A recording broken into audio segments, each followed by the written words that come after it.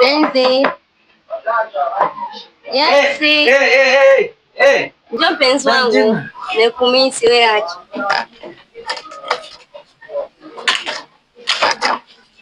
Mambo. Umevaa msuri leo? Nimevaa msuri vipi? Safi nzima. Nimekumisi, unajua mwezi ushaisha. Najua. Nimekumisi bwana. Mimi ndo maana wanakupenda kwa sababu una tabia kujiongeza. Kwa nini? Mwezi maisha tu umekuja mwenye mapema. Mpenzi wangu mwezi mzima nimekumisi kweli. Subiri. Unaje na mtu? Sina na mtu bwana, nimekuja mwenyewe. Kweli? Sina na. Nimekumisi mpenzi wangu. Kwani hujanimisi?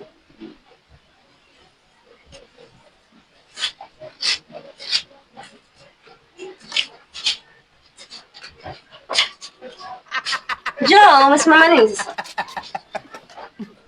Wewe mwanaume. Njoo.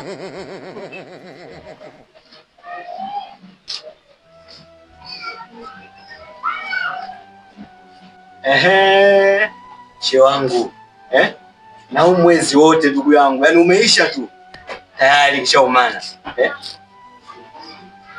Mbona huu msalabu ndugu yangu? Ina maana kumbe ulikuwa unasikilizia, yani mwezi uishe uanze kufanya ufukara na upangaifu. Uanze kufanya uzinifu she wangu. Sio kweli bwana. Kuwa na subira she wangu. Alafu mara kibao nimekuwa nikikushauri kwamba she wangu, kwa siku unazunguka angalia sasa. Okay.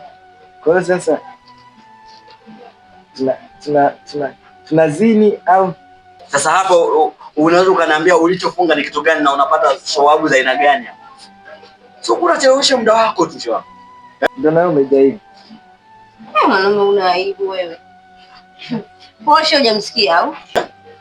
Si bora hata watu ambao bora ujue kama huyu bwana akufunga basi. Na wewe bibi umetoka na kwato zako huko si Mbagala ngitatu wamfuata mtu ambaye hajakuoa, hajakutolea kitu chochote, si ndio?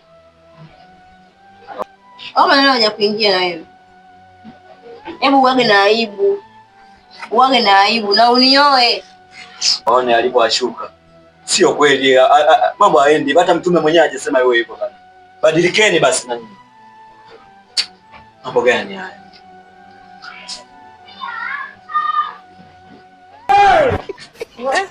My lord, I wonder.